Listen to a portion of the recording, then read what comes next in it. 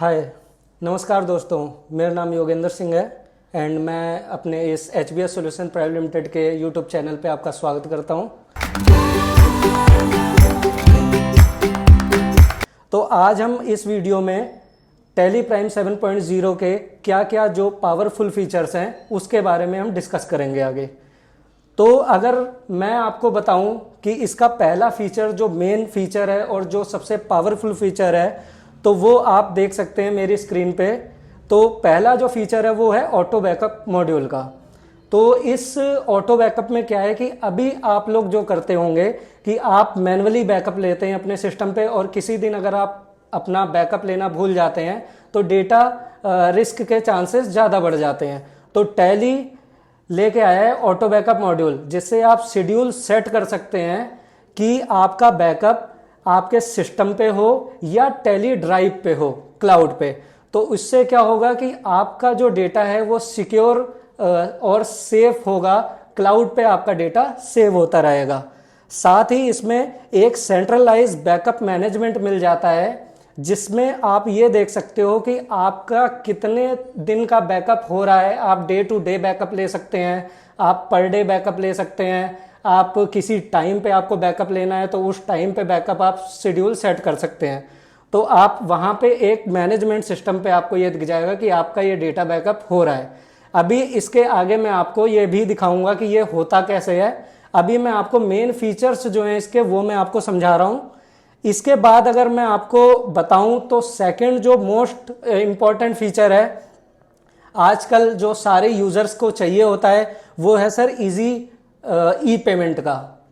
तो पेमेंट सबके लिए ज़रूरी है।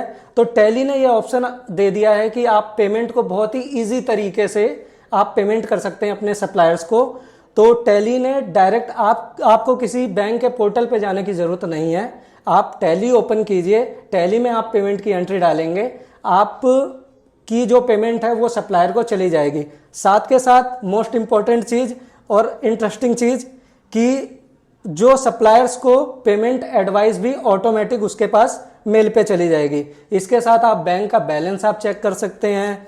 बैंक रिकन्सिलेशन में भी आपको बहुत ईज हो गया ये। अगर मैं थर्ड पॉइंट पे आऊँ तो थर्ड पॉइंट आप देख सकते हैं स्मार्ट फाइंड। तो ये है ए स्मार्टर वे टू सर्च।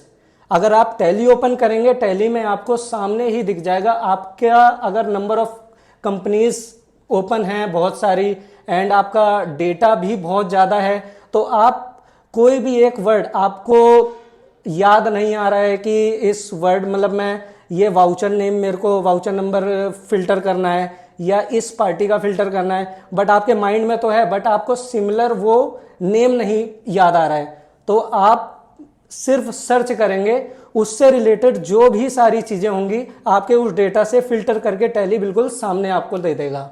तो इससे आपका काम और इजी हो जाएगा।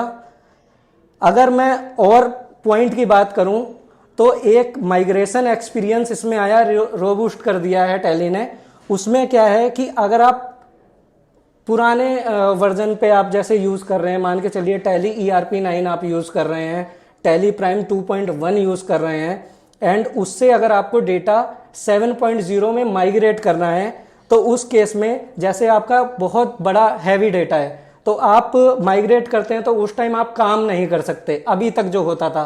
बट टैली अब जो लेके आया है वो ये है कि आप माइग्रेशन करते टाइम अगर आपको कोई ऐसा इंपॉर्टेंट काम याद आ गया तो आप उसको माइग्रेशन को पॉज कर सकते हैं और आप अपनी वर्किंग स्टार्ट कर लीजिए और जब ये वर्किंग हो जाए तो आप उसको रिज्यूम कर सकते हैं। तो वो माइग्रेशन में बहुत आसानी कर दी है टैली ने।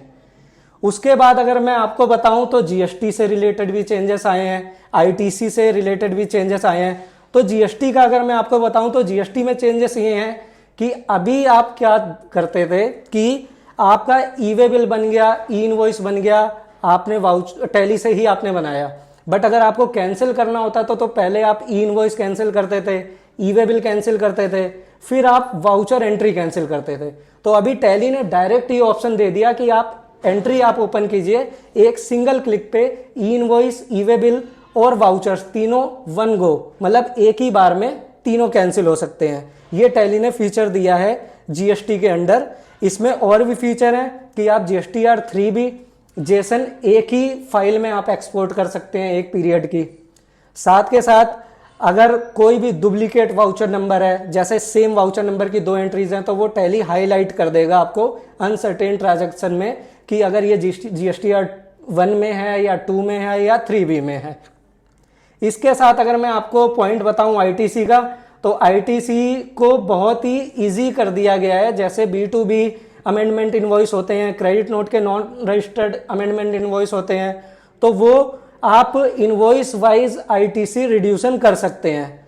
साथ ही आप जब आप अपलोड कर देते हैं पोर्टल पे, तो आईटीसी की जो वैल्यू है वो जीएसटी पोर्टल से टैली में आपको दिख जाएगी।